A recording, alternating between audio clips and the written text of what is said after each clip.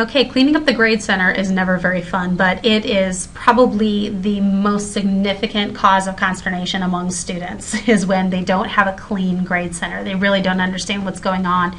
They get very confused about their grades, and we don't want that. Nobody wants that. So in order to clean up my grade center, I've already copied everything over. I'm going to scroll down through my control panel, and I can see that I've got grade center option here. I'm just going to click full grade center. Now, when I look at this, I don't have any students in here. If I'm looking at a live class and I've got enrollments, I'm going to see that a little more. But when I scroll over in this area, I can see that these are all of my different options here. And if you're having trouble seeing this, I sometimes have trouble with the gray here. If I roll over it, it gets a little bit darker. So I can see that all of these different grade columns are here. And I've got, several grade items here. Now let's say that I have copied everything over, but as the term goes on even if you don't realize you want to change it before, but if you want to make modifications to your grade center during the semester, this can get very tedious and very difficult. And if you're trying to figure out, well, what order should these things go in, or is it making logical sense to students when they look at it, this view can be very, very difficult. And so in order to fix that, if you go up to the Manage area, you scroll down to Column Organization, I'm going to see this screen here. Okay, and when I look at that, I can see that I've got weighted and total columns here, and I've got all kinds of discussions, and already I see a problem. I've got two sets of this, and I know I don't want that, so I'm going to have to go in there and individually delete them. And this is the one downside to this view. You can't delete from this screen. We've begged Blackboard to let us do that, so I think they're working on it, but it's at this point all we can do is modify it. So if I'm looking here, and in this class I've got week 1, discussion 1, week 4, but I've got a week 1 item here too. So if I'm using a naming system like that, this is going to get confusing really fast to my students. When they click on my grades, they're going to see maybe a grade down here and a grade up here, but nothing in order. And it's going to get really, really confusing when I've got lots, and look at all these items here. I've got just a ton of them, so I know that there's way too many here. I know I need to get this thing cleaned up. So in order to do that, to reorder it is very simple. You can see that these 4 little arrows are here. All I got to do is click over that, hold it down, drag it up to the right area, and let it go.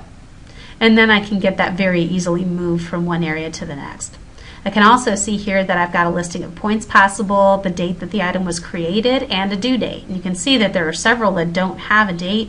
I've got one, yikes, from August of last year. That's not going to make any sense. And it's going to really confuse the students, so I know I want to make sure to clean that up as well. When I go down here, let's say that there's an item here. I had Quiz A. I did use that for another semester, but I realized, no, I don't want to show that. If I go to Show Hide, I can hit Hide Selected Columns, and then it grays out. So if you see any items when you go to this menu and you see that they're grayed out, that means they're hidden from students. This is probably one of the biggest causes of confusion for instructors, because it is from this screen where you need to hide items from students. If you do it from the full grade center, as I'll show you in a minute, it hides it from your view, not students. So that's a very important thing to note too. One of the other things that you can change in here, and unfortunately, like I said, you can't delete it, you can't rename them or anything from here, but you can see that at the very top of this listing, there is a grading period and there's a category. Now in higher ed, we don't really use grading periods very much, but quite often, many of us do use categories. I know we use categories on a regular basis.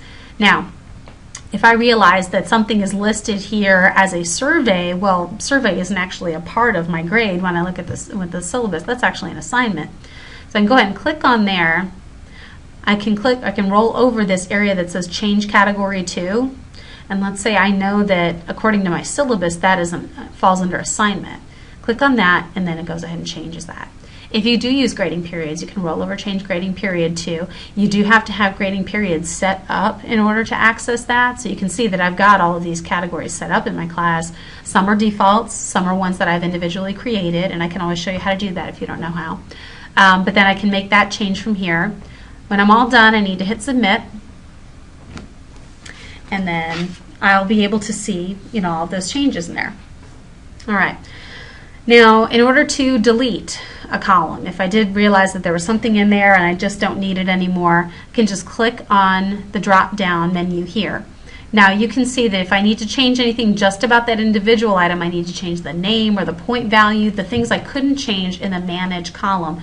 I just click on the drop down, I can see this listing here, and I can go to quick column. This is a test, so it asks me if I want to edit the test, if I want to edit the column information. I can grade anonymously, all kinds of things that I can do here. Now you notice though that normally there's going to be a hide column option here. Oops. So if I realize that right below here is where I'm supposed to see delete, if I don't see a delete column option, that means it is attached to something in my content, and I am not going to be able to delete it until I change that content area.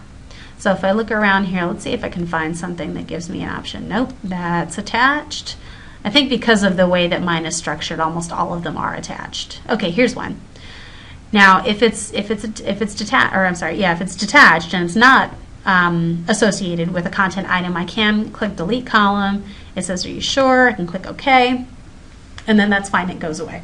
So that's no problem.